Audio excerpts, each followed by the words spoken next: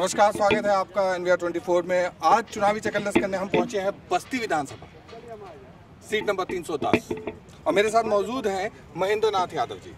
नमस्कार सर। कैसी हवा है सर? बहुत अच्छी हवा। सर हमें तो बहुत ठंड लग रही है। अब भाजपा वालों को ठंड लगना चाहिए, आपको तो नहीं लगना चाहिए, लेकिन मौसम है तो आपको भी ठंड लगना चाहिए। नहीं, बात सही है। राजनीतिक सरगर्मियां तो काफी तेज हो चुकी हैं। किधर की हवा लग रही है आपको?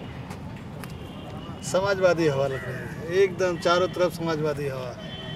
अच्छा, हम दिल्ली के रास्ते आए सर हाईवे के थ्रू, तो बहुत चर्चे हैं, बहुत पर्चे हैं, बहुत बनेंगे, बहुत फटेंगे। आपके कितने बनेंगे? अभी इस सरकार में चर्चा और पर्चा ही है। इन लोगों ने यही किया है कि समाजवादी काम का फीता काटा है और सिर्फ जो है सरकारी धन का बहुत दुरुपयोग किया है इन्होंने अपने एडवर्टाइज में।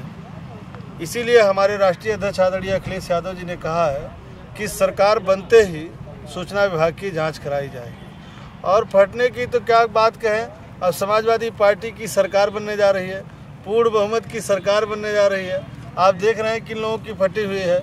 तमाम विधायक अपने क्षेत्र में नहीं घुस पा रहे हैं। अभी कल सोशल मीडिया पे दसियों विधायक का वायरल था कि वो अपने क्षेत्र में घुसने नहीं पा रहे हैं। उप मुख्यमंत्री अपने क्षेत्र से भगाया जा रहा है। आपने देखा किस तरीके से केशव प्रसाद मौर्य को उनके क्षेत्र के इलाके के लोगों ने दौड़ा लिया, हाथ जोड़ते हुए भागे। एक विधायक ने तो बाकायदा माफीनामा का वीडियो शूट करके अपने क्षेत्र में, पहले उन्होंने वीडियो शूट किया कि मैं मुझसे जो गलतियां हुई हैं मुझे उसके लिए माफ़ी चाहता हूं, आइंदा ऐसी गलती नहीं करूंगा। इस तरीके से करना पड़ रहा है। तो जो इनके कृत्य हैं, 5 साल जो इन्होंने जनता के साथ किया है, जो जनता के साथ धोखा किया है, उनके विश्वास के साथ धोखा किया है, तो जाहिर सी बात है जनता नाराज है, लोग परेशान हैं, तो खदेड़ रहे हैं लोगों को। 5 बड़े मुद्दे जिन पर आप बीजेपी सरकार को घेरेंगे इस बार? सारे मुद्दे हैं, 5 तो बहुत कम है। किसी एक मुद्दे 5 का एक काम ऐसा नहीं है जो भारतीय जनता पार्टी खुशहाली के लिए, तरक्की के लिए, इस प्रदेश को आगे ले जाने के लिए किया हो। एक काम ये सरकार नहीं गिना सकती। और हम लोग, सबसे बड़ा मुद्दा है बेरोजगारी का, सबसे बड़ा है मुद्दा महंगाई का, सबसे बड़ा मुद्दा है किसान के बदहाली का, सबसे बड़ा मुद्दा है नौजवान के नौकरी का, महिलाओं की सुरक्षा का, रोजगार का, सड़कों का। ये सब बड़े मुद्दे हैं। लेकिन ये लोग तो ढोल पीट रहे हैं कि भाई हमने तो कानून व्यवस्था बहुत अच्छी कर दी है। हाँ, ये सही है कि इन लोगों ने कानून व्यवस्था बहुत अच्छी की है, क्योंकि समाजवादी पार्टी की सरकार में सबको न्याय मिल रहा था। हर आदमी को न्याय मिल रहा था, किसी के साथ भेदभाव नहीं है, सबको न्याय मिल रहा था। और इस सरकार में क्या है, आपने देखा कि जिस तरीके से इस प्रदेश के मुखिया माननीय योगी आदित्यनाथ जी के जाति का जो व्यक्ति है, 25,000 का इनामी है, उसके लिए कप्तान, उसके लिए डीएसपी फील्ड सजाता है और वो क्रिकेट खेलता है। ये कानून व्यवस्था है। गोरखपुर में वो व्यापारी जिसकी पुलिस ने हत्या कर दी, आपका इसी उत्तर प्रदेश में एक जो आपका एक IPS अधिकारी है जिसने एक व्यापारी की रंगदारी के लिए जो है उसकी हत्या करा दी और वो वांटेड चल रहा है। ये यही गवर्नमेंट है। हाथरस का कांड आप देख लीजिए, किस तरीके से वहाँ दलित बेटी के साथ जब उसको न्याय मिलने की जरूरत थी, तो चूंकि उसके जो अपराधी थे वो मुख्यमंत्री जी के जाति के थे, तो मुख्यमंत्री जी उनको बचाने पे लगे हुए थे। और उस परिवार की अंतिम इच्छा थी कि हमारे जो है बेटी की हम दाह संस्कार कर लें, मिट्टी का तेल जला के रात को फूंक दिया गया। तो आज लोग जो है असुरक्षित महसूस कर रहे हैं, बहन बेटियां असुरक्षित हैं, लोगों को न्याय नहीं मिल रहा है। थाने में जिस तरीके से एक जाति देख करके न्याय देने का काम किया जा रहा है, समुदाय देख करके न्याय देने का बहुत अच्छा पॉइंट आपने रेज किया सर। यूपी की राजनीति वैसे भी कहते हैं कि धार्मिक आधार पे ही हमेशा से चली आ रही है। इस बार क्या कुछ बदलाव दिख रहा? इस बार बहुत बड़े पैमाने पे बदलाव है। जनता जाति धर्म से ऊपर उठ करके विकास को मुद्दा मान रही है, महंगाई को मुद्दा मान रही है, बेरोजगारी को मुद्दा मान रही है। नौजवान नौकरी चाहता है, रोजगार चाहता है, महिलाएं, किसान ये तरक्की और खुशहाली चाहते हैं। तो इस बार विकास और रोजगार, महंगाई यही मुद्दा है। अच्छा, कहते हैं जनता की स्मृति बहुत छोटी होती है, जो त्वरित सुविधाएं या जो लाभ होते हैं उनको याद रखती है। 5 किलो अनाज 2000 रुपये प्रति 3 महीने पे जो मिल रहा है, तो ये सब चीज़ें सामने लेके जाएगी बीजेपी सरकार। उनका क्या काट है आपके पास? देखिए, पहला नंबर तो ये उत्तर प्रदेश का चुनाव है, ना कि भारतवर्ष का चुनाव है। वो भारत सरकार योजना दे रही है, अच्छा, ना कि उत्तर प्रदेश की गवर्नमेंट दे रही है, और वो पहले से चला आया है। आज कई वर्षों से राशन पहले भी मिलता था। हाँ, ये जरूर है कि पहले 30 किलो राशन मिलता था, इन्होंने 5 किलो कर दिया। पहले मिट्टी तेल और चीनी मिलता था, उसको ख़त्म कर दिया। त्वरित लाभ की बात है। आप बता दीजिए, उत्तर प्रदेश की सरकार कोई एक ऐसी योजना बता दे जिसमें इसने जनता की खुशहाली और तरक्की के लिए काम किया हो।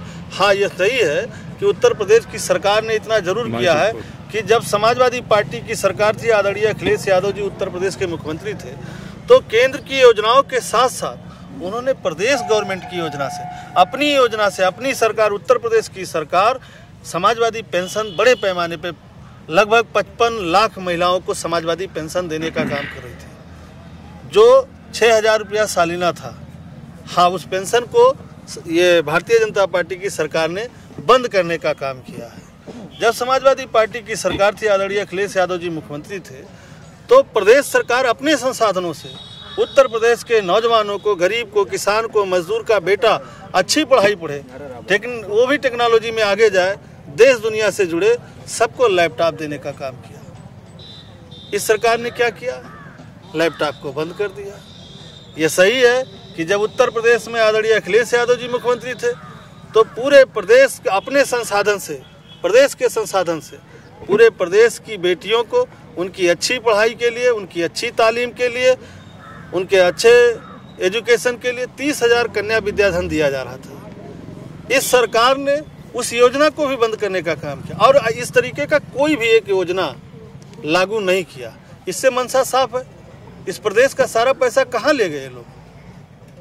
यही तो प्रदेश है, इसी प्रदेश का संसाधन था जिससे आदरणीय अखिलेश यादव जी जब मुख्यमंत्री थे, तो ये अपने इसी प्रदेश के संसाधनों से वो लैपटॉप दे रहे थे, कन्या विद्याधन दे रहे थे, तमाम जो है आईटी सेक्टर में काम हो रहा था। इस बार उन्होंने कहा कि 20 लाख नौजवानों को आईटी सेक्टर में रोजगार देने का काम करेंगे। अब आप बताइए, 108, 102 एम्बुलेंस था, समाजवादी सरकार में आदरणीय अखिलेश यादव जी ने चलाया था, उसको भी इसने खटारा कर दिया।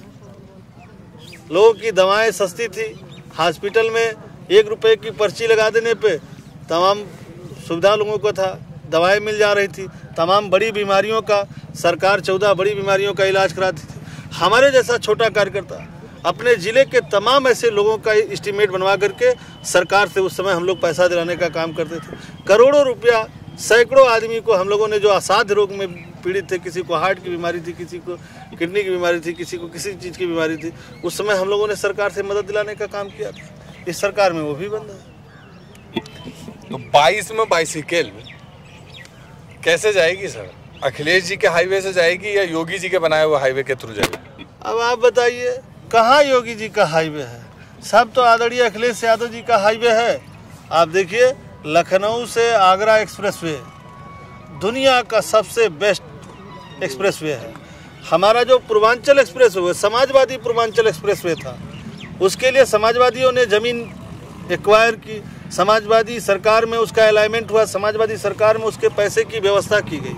हाँ, ये सही है कि इस सरकार ने जो उसको जिस तरीके से बनना था उस तरीके से ना बना करके, एक तो उसका समाजवादी पूर्वांचल एक्सप्रेसवे जो नाम था समाजवादी हटाने का काम किया, और दूसरे जिस अलाइनमेंट के साथ बनना था उस अलाइनमेंट के साथ छेड़छाड़ करके उसको ख़राब करने का काम किया।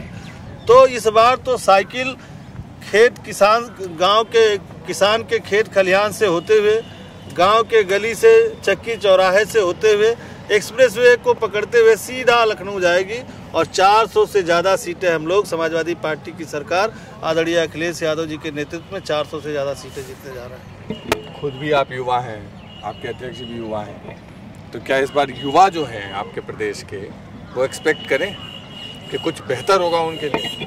बिल्कुल। देखिए, नौजवानों के लिए जब काम किया जाएगा, युवा ही तो हमारा भविष्य है। अगर हमें कल के अपने भविष्य को बेहतर करना है तो हमें युवाओं के लिए, उनके लिए बेहतर रास्ता चुनना पड़ेगा। उनको बेहतर सुविधा देनी पड़ेगी।